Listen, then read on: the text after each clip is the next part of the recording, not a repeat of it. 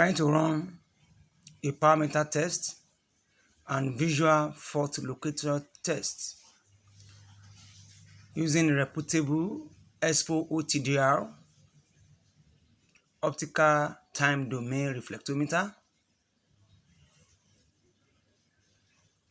We're actually using distant via patch cord.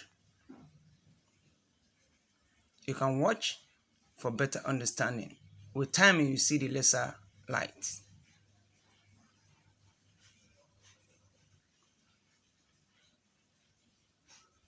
Optical fiber technologies, powered by Climax Tech. Trying to adjust the cable and the patch cord. The connector is now, you can see, shows that the signal gets to the endpoint.